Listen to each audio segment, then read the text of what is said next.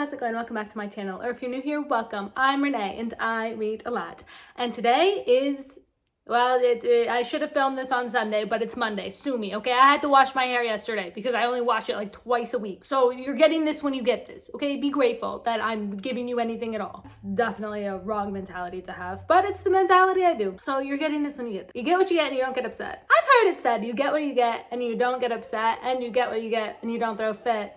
I don't know which one is correct, so I just use them interchangeably. Anyway, as I was saying, it's Monday. Normally I record these on Sundays, but luckily for everybody involved, I did not finish a book yesterday or today. I probably finished Dance of Thieves today. Leo, please, Jesus, Mary, and Joseph. He has been desperate to go outside, but listen, okay, I let these two cats, normally I let them outside on harnesses and they get to go like run. We have a really fenced in yard that the cats can't, oh, I thought they couldn't get out of, but they did. Anyway, this is neither here nor there. Okay, I'm so scatterbrained. Focus. Normally every Sunday, I record all the books that I read in a week. It is Monday. We're all just gonna collectively pretend it's Sunday. I don't think it's gonna have any impact on this video being posted on Tuesday, which is when it normally would be posted anyway. So all of this is superfluous information you don't need, but it's information that I am bestowing on you because I am a generous monarch of this channel. Also, whenever I'm in a black tank top and like a gold chain, I feel like that one picture of Dwayne "The Rock" Johnson where he's like, but it was really hot upstairs when I was trying to pick out my jewelry in my like jewelry box and it was all tangled. So this is the only necklace combination that I could like get out of the jewelry box without having a mental breakdown because it's hot and my neck was sweaty and my hair was falling apart and I couldn't get the necklaces untangled. So as a result, today I am cosplaying Dwayne "The Rock" Johnson. I'm doing pretty good at it too. Okay, I'll be honest. I don't really remember. 1, 2, 3, 4... 5. Okay, I think it's only 5 books this week, so I should be able to get through this pretty quickly. Everyone place your bets now if this is going to be over or under 15 minutes. Obviously, it'll be over to record, but will it be under when I post? Stay tuned. And this should be easy too, because 4 of those 5 books are part of one series, and normally I go over series all together. But in this case, I might want to I have a lot of thoughts, actually. I do have some thoughts. So the first book that I read, I actually read in time for like last week's weekly update, but I didn't want to discuss it because I wanted to go over the whole series. And I'm glad that I waited because I do have additional thoughts. Like always, it's like I know myself pretty well or something. It was book number 213 of the year. Whoever is in the litter box, are you digging to China? Actually, what is on the other side of the world from Italy? Probably the Pacific Ocean. Nice throw. Book number 213. That I've read this year. The Kiss of Deception by Mary E. Pearson. This is book 1 of the Remnant Chronicles. And the whole reason I read the Remnant Chronicles is because I have been desperate to read Dance of Thieves and Vow of Thieves, the Dance of Thieves duology by this author. I've seen it all over Book Talk, all over my book Instagram. It's been like marketed to me really heavily. And if there's one thing I'm a sucker for, it is good marketing. If I see something everybody else is doing, I do have to do it too. Everybody else is jumping off a bridge. Yeah, there's probably a good reason. I'm going to jump off too. Everybody is reading Dance of Thieves. There's probably a good reason. I need to be in on it. I want to know the memes. I want to agree or disagree with people's takes. No, I got to get in on that. Anyway, my husband bought it for me for my birthday. So I was like, I'm going to read it. But then I learned that it's in the Remnant Chronicles universe. So the Remnant Chronicles comes chronologically first, and this series, Dance of Thieves, like kind of follows it up, right? And if there's one other thing about me, because I just had said the one thing about the FOMO, the other thing though is that if there is a prequel series, I'm going to have to read that first because I need to understand all that's happening in the next books. I want to get all the little Easter eggs. I don't want to like go back and read it later. I just never would, if we're being dead honest. No, I gotta understand. I gotta be in the trenches and I gotta understand. I've said it before and I'll say it again because this is not the last time this is gonna come up. I did this with Shadow and Bone and 6 of Crows. 6 of Crows being the far superior series, but I still went through Shadow and Bone because I needed to know what was happening in 6 of Crows. Same thing with this, although these series are even more connected. Like these are like Dance of Thieves, because I'm reading that now, right? Is directly following, I don't know why I'm getting into this. You just have to, we're going on the journey that my thoughts are taking us on. Dance of Thieves, the events in that book is directly connected to the Remnant Chronicles. That book comes as almost like a sequel, not really its own book. I don't know how you guys are reading it without having read the Remnant Chronicles. Are you guys much smarter than I am? Don't answer that. There's just so much in Dance of Thieves that comes directly from the Remnant Chronicles that I feel like I would be so lost. I would be like flipping back and forth, and especially because I have the physical copy, it's way more difficult than on your Kindle where you can just like x-ray things and like figure out what you're looking for. No, I actually have to physically flip through. It would be a struggle is all I'm saying. So good for you guys if you're getting through that and you're liking it without the Remnant Chronicles, but I don't think it could ever be me. On the other hand, maybe I say that because I read the Remnant Chronicles, so I'm picking up on a lot of details that I wouldn't have noticed if I hadn't read the Remnant Chronicles first. Like maybe those things would just like pass me by like a breeze going in one ear and out the other. I don't know. It's impossible to say at this point. All I know is I'm glad I did this in the order that I did. Now it's time to get into my actual thoughts on this series. So the first book, I gave all of the books in this series except for there is another prequel to the prequels. Hang on, we'll get there. I gave the OG 3 books in this series 4 stars each. They're romance, fantasy, YA, and they are very YA.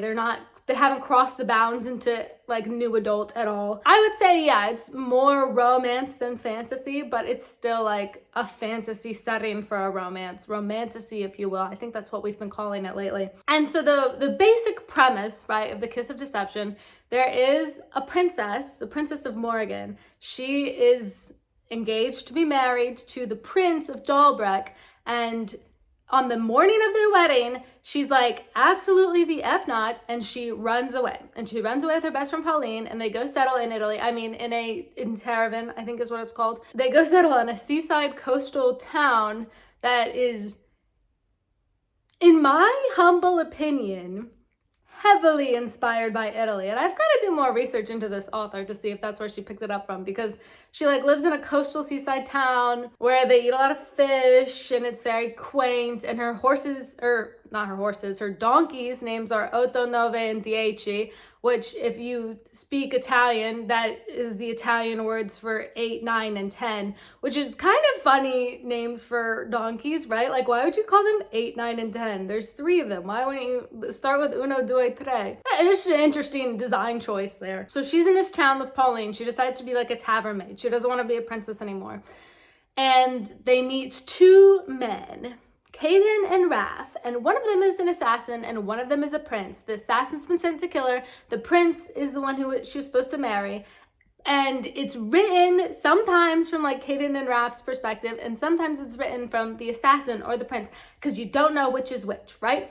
And that's like kind of part of the fun, is which one of them is the assassin and which one of them is the prince. They get into their shenanigans from there, right? Great. And overall is like the writing itself is really beautiful, like the metaphors and the writing style, and it was easy to read. Like I found myself going through it really fast. I wanted to pick it up. I enjoyed reading it.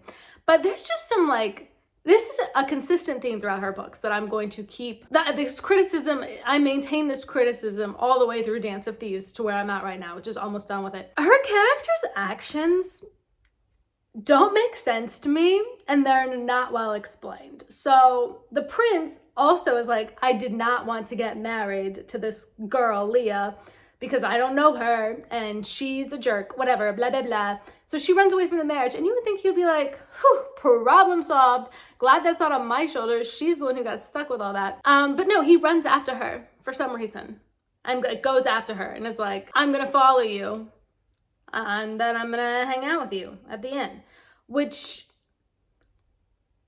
she doesn't provide much of an explanation ever for why he makes that choice. I hope I didn't use the prince's name. I don't think I did. Editing Renee will have to go back and double check that. And the assassin is like, she's really pretty. I'm not gonna kill her. Which, if you're an assassin, I feel like that's...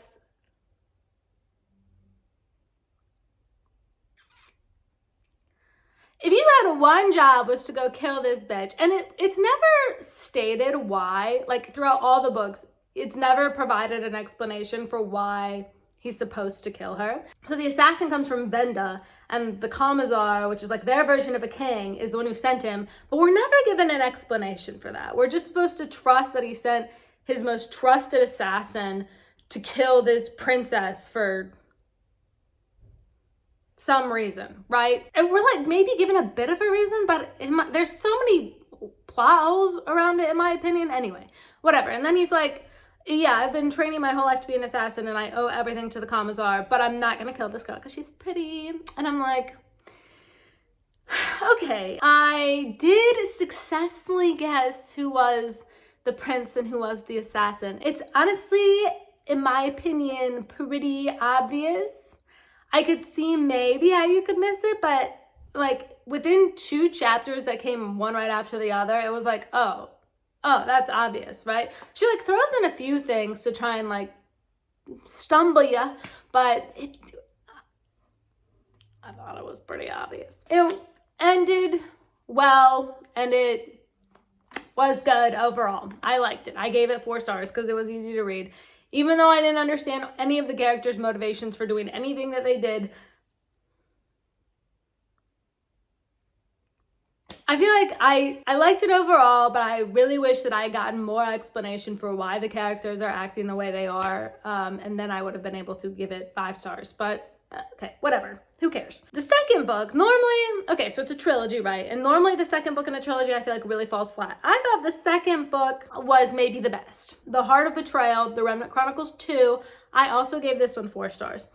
This is so hard because by this point, you should know who the prince and who the assassin are. But because I do not want to include spoilers, I cannot use their names. So I'm gonna have to keep calling them the prince and the assassin. And the whole point is that the prince and the assassin never knew that one of them was a prince and one of them was an assassin, right? Because they both pretended to be common people that had no political maneuverings whenever they were at the inn in Italy, Terravin with Leah and Pauline. Anyway, we enter into a love triangle in the second book. It was like developing in the first book, but it really fleshes into a full love triangle in the second book between the prince, the assassin, and Leah, the princess. When the assassin, is this spoilers? I feel like whenever you say what happens in a second book, it's like spoilers for the first book, and then the third book is spoilers for the second book. So I don't necessarily want to tell you what happens, like what the plot is. Okay, there's gonna be like mild spoilers for the first book. Just skip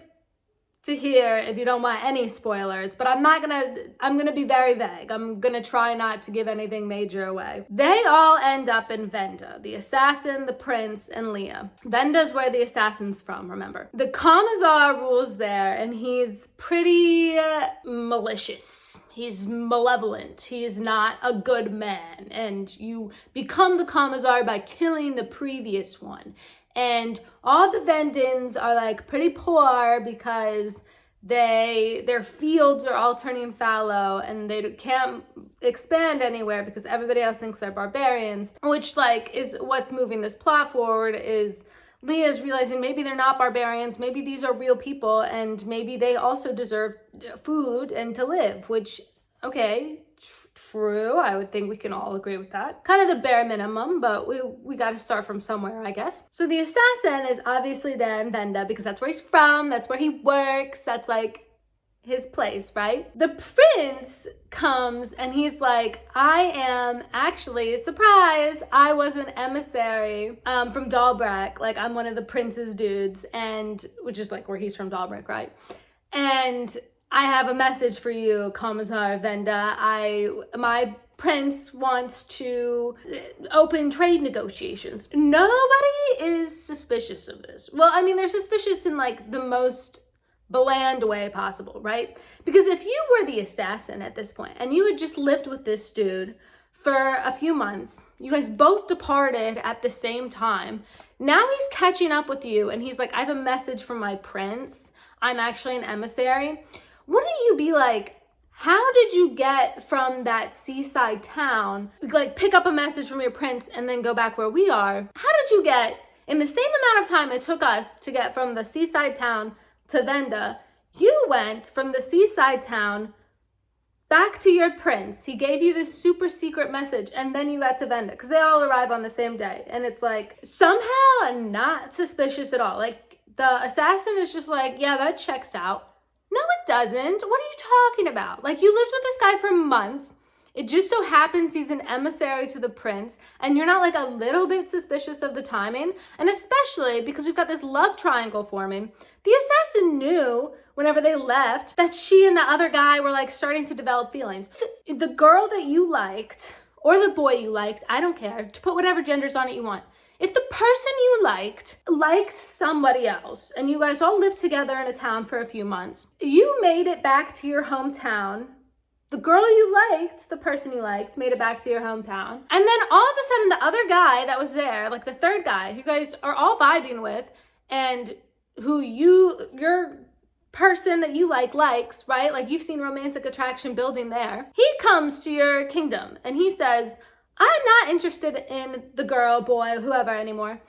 He comes to your kingdom and he says, I'm not interested in the girl anymore. I'm actually an emissary from the prince. You're telling me you would just take that at face value? Like, that is the wildest shit I have ever heard in my life. And I have heard some stories. I was like, bleep. I can edit that out. Oh my God. I panicked. I was like, I spoiled it, but I can just edit that out. I was like, bro, assassin, man, you are, for being like the greatest assassin, right-hand man to your king, you are really stupid. You have figured out zero things. It was like she didn't care to, like, she just wanted to write the story and she didn't care about making the characters' actions make sense. But to me, they did not make sense. So that was my big problem with the second book. But I liked the story and I liked like the political machinations. Is it machinations or machinations? I don't know. Machinations sounds really wrong, but it feels right. So I'm going to keep with that. I liked it. I gave it 4 stars. I thought that one was the best one. The third one, The Beauty of Darkness, I also gave it 4 stars, but this is where it kind of falls off the wagon a little bit, right? Now they're leaving Benda and they're going, again, there's like some mild spoilers. They're leaving Benda and they're going back to Morgan. The love triangle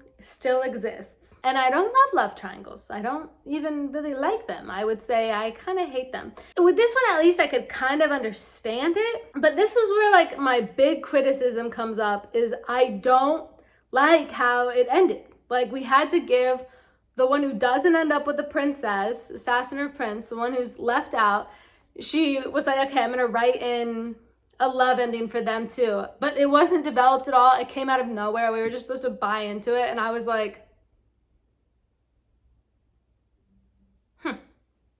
okay, sure. We spent 3 books developing a romance between him and the princess, and it's all overwritten in 2 chapters at the end of this book. So, I don't like that. It wasn't satisfying by any stretch of the imagination. There's also like, throughout all of these books, there's like this prophecy where somebody is going to have to sacrifice themselves, and it ends up that prophecy was not true. It didn't come true even a little bit, and we don't even care to explain that away. So that was obnoxious because one, like, that's just so much emotional edging is what it feels like, where I'm getting ready to prepare for this sacrifice and then we just forget about it. And I'm like, hello? What was all that for? What was it for? Tell me, why did we do that? I'm listening, I'm waiting. And like the end, the whole big bad battle that happens, because every fantasy novel ends with a big battle. I don't know, the whole end's battle just wrapped up really anticlimactically. That word does not sound like a real word. Regardless though, I like the series wrapped up well enough and I liked the books and was able to read the books well enough that I gave it 4 stars. But there was just like a lot of things at the end of that book that I didn't think made very much sense. Then I took a brief detour. I read The Devil in the White City by Eric Larson. I gave this one 4 stars too. This one I've had on my bookshelf for like 12 million years. It probably seems like a strange choice to read, right? It's about like the Chicago World Fair in the late 1890s, and then also at the same time in Chicago there was a really and at that same time in Chicago there was a really prolific serial killer, so it like switches back and forth between what's going on at the fair and what's going on with the serial killer. It's nonfiction. Eric makes up the like kind of motivations and stuff, but he claims he's done a lot of research and that like this was kind of the only conclusion you can come to about these kinds of things that happens. I don't know. I didn't do the research, obviously. obviously I'll trust him on that, is it might seem like a strange choice to you, right? A friend, though, gave it to me because she had read it. It's been sitting on my bookshelf forever. And I had recently seen this TikTok where a girl had gone through and done like the Rory Gilmore book quiz thing that you put in how many, like, I guess all the books that Rory Gilmore mentions on Gilmore Girls, which was a huge comfort show of mine growing up. So I've seen that like probably 4,000 million times. And it's a whole list of all the books that I think she mentions, or that she's mentioned she's read. And you go through and you see how many you've read of those books, because it's like maybe 400 or like 350, all like classics or maybe more highbrow literature. Like a lot of books that you would have read in English class in high school, you know? And so I went through and did it. And I did pretty well. I think I got like 70 books that Rory Gilmore has read. So I am like 30% Rory Gilmore. And one of those books on the list was The Devil in the White City. And I was like, if Rory Gilmore has read The Devil in the White City, I have it on my shelf, I should read The Devil in the White City. So that's what I did. And I did it, and it was pretty long. It was almost 400 pages. And it was fine. I read a lot of nonfiction, so I'm no stranger to the genre and to how it can be a bit drier maybe than a romantasy, obviously. My main criticism, though, the fair part was pretty not interesting. You know, like that's where the Ferris wheel was invented, and like that stuff is cool, like coming from my engineering background, I like that kind of stuff. But I don't necessarily know if I bought into like the whole fair thing. It just like wasn't, it was a lot more like businessmen and business dealings that I was like, I don't really feel like reading nonfiction about businessmen, but thank you very much. The only time I want to read about businessmen is when they're billionaires who own the company that the girl works at, and that her job is on the line, and now they are in an office romance, and it's steamy, but they can't let anybody know. That's the only time I want to read about businessmen, not if they're doing boring shit like coming up with funding for a fair. I do not care about that. The serial killer part was interesting. Except that it's like all, you know, conjecture about if that's the way he felt, if that's the way he did things, because we still don't really know. But the two events felt really disconnected in my mind. You know, it's like marketed and sold as like, oh, this fair was super impacted by this serial killer, right? It's what I thought. I thought that like these two events were gonna have some big climax conclusion together, because I'm reading about these parallel things going on that have nothing to do with each other. And then finally, he goes to the fair, right? That's it. He just went for a day or two and then went home. He literally was killing for like years after in other parts of the countries too. So, and the fact that we only learned about the part of his life where he was in Chicago was just like, in my opinion, disconnected as all and as a result, I was disconnected from the reading. But it was like interesting enough. I gave it 4 stars because I did like enjoy it as far as the like nonfiction book goes. But where was the conclusion that brought these two things together? That's my question for you, Mr. Larson. If you're watching this, I would like to know more about why we wrote about those two things simultaneously.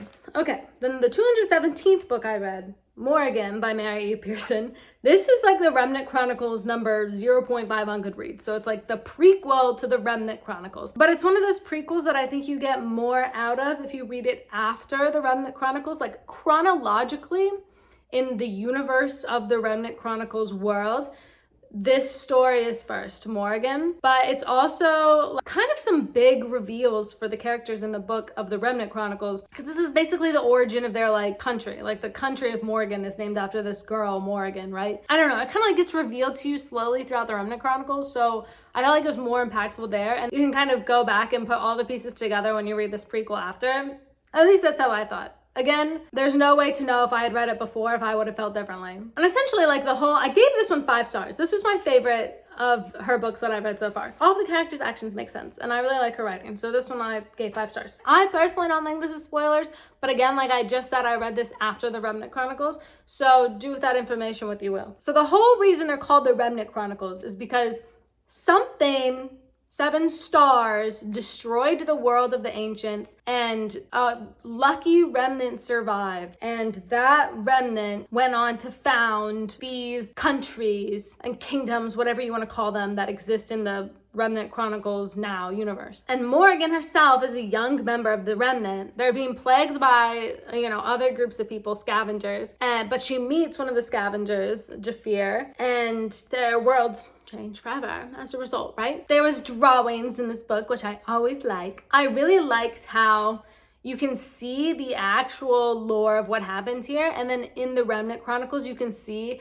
how it got kind of like bastardized as it was being passed down the generations and like forgotten and changed the way that like real history is. So I thought that was really cool. And this prequel gave a lot more insight to me into like the world that they're living in, which to me, I don't know if this is canon or fact, but to me sounds like our current world was like the ancients, right? Like we were the ones who like fly in the sky or whatever. And I don't know, there's a lot of descriptions of the ancients that make it sound like us. And then like 7 stars fell from the heaven because the gods were mad at us or whatever. It sounds like maybe there was an asteroid or like a meteor. I don't know the difference. Whatever got the dinosaurs, sounds like, but 7 of those maybe, I don't know. It sounds like something created a whole disaster that wiped out the majority of the human race and reduced us to a very like handful of people that had to rebuild and lost a lot of the technology that we had.